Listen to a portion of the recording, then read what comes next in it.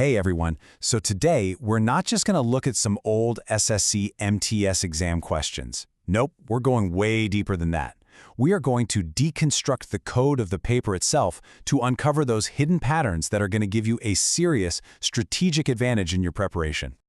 I mean, let's be real. The goal is to study smarter, not just harder, right? So the big question we're really tackling here is this. What are those little breadcrumbs, those subtle clues that the exam setters are leaving for us in the kinds of questions they ask? Okay, let's get right into it. We are taking a magnifying glass to the February 13th Shift 3 paper, and our mission is simple: to reveal the patterns, to get inside the heads of the exam setters so you can walk into your own exam with a massive advantage. First up, let's tackle history and culture. Now, I know this section can feel like a huge, unpredictable beast, but if you look closely, there are some really fascinating repeating clues that basically tell us exactly where we need to focus our energy. So, check this out. Here's our first piece of evidence, a question about something called the Hiranyagarbha ritual. It was this ancient ceremony. The name literally means golden womb, and it was all about giving a ruler a kind of spiritual rebirth into a higher status. Now, the answer they were looking for was the Brahmanized. But, and this is the important part, the answer itself isn't the real clue here. No, the real insight is this. This is the second time this very specific, kind of niche topic has popped up. And what does that tell you? It tells you that these aren't just random one-off questions. They are absolutely signaling that these repeating specific historical terms are totally fair game. They're not random at all. All right, let's look at another one. This time we're jumping into art history. They asked about Greek Indian art. You know, that really cool fusion style that emerged after Alexander the Great's campaigns in the region. The question was simple: what's its other name? And the answer, of course, is Gandhara art. But once again, the analysis goes deeper than just knowing the right answer. See, what a question like this is really doing is prompting you to understand the fundamental difference between the major art styles. It's not just about memorizing the name Gandala, it's about knowing how its Greek-influenced, Hellenistic style is different from, say, the totally indigenous style of Mathura art. It's about the context, not just a name. And believe me, the cultural deep dive did not stop there. They kept hitting these specific cultural points. You had questions on festivals, like Lui-Ngai-Ni from Manipur. You had folk dances like Thula from Kerala, and even classic authors like R.K. Narayan. So the message is loud and clear. Keeping these diverse cultural facts on your revision list is absolutely essential. Okay, let's switch gears and move on to geography and science and see how this piece of the puzzle fits into our strategic picture. Now, the pattern here is a little bit different. It's less about super specific niche topics and more about understanding the scope of what you need to know. They threw out what looks like a pretty straightforward geography question. The Gandak River is a tributary of which major river? The answer is the Ganga. But the real insight here doesn't come from the question itself, but from the consistency of questions just like this one.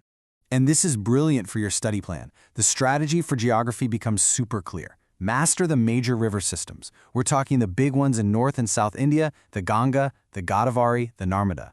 They're not trying to trick you with some tiny, obscure tributary. If your basics are solid here, you are covered. Now, for polity and international organizations. Pay close attention here, because this is where we're seeing a very clear new trend start to form, and it's one you absolutely need to be aware of for your exam. So in this one shift, the exam asked about FIBA, the International Governing Body for Basketball, and the SAARC headquarters. Now, this is not an accident. It's part of a recent trend that also includes questions on organizations like the ILO in other shifts. So the takeaway here is that a new pattern is definitely emerging.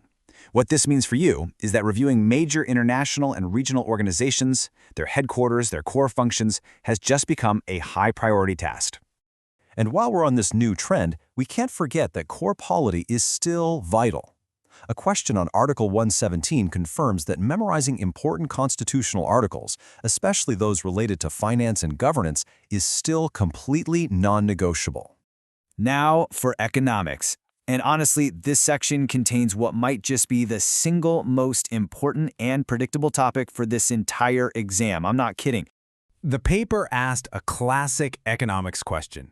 What was the main objective of the sixth five-year plan? Now, this is a staple of SSC exams, but it's the sheer frequency that we really need to pay attention to. For this specific plan, the objectives were poverty elimination and reducing unemployment.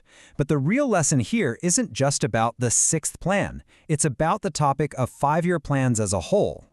Listen up, because this might be the most direct advice we can give you. You absolutely, positively cannot skip the 5-year plans. Why? A question on this topic appears in every single shift. It's basically guaranteed marks if you study them. This is your economic blueprint for success, right here. So, after deconstructing this whole paper, what does it all mean for you? Well, we've distilled all these insights, from history, geography, polity, and economics, into one final, actionable strategy to guide your studies. Here it is, your 6-point checklist, built directly from the evidence. 1. Master the 5-year plans. It's a guaranteed question. 2. Review the headquarters of global organizations. That's the new trend. 3. Track those recurring niche topics in history. 4. Don't neglect folk dances, arts, and festivals. 5. Memorize those key constitutional articles. And 6. Know your major river systems, but don't get lost in the details. So, we've laid out the blueprint the exam setters have given us. The patterns are clear, and the high-yield topics are all identified. The only question left is, now that you have the code, how are you going to use it to rebuild your study plan for maximum impact? Good luck with your preparation.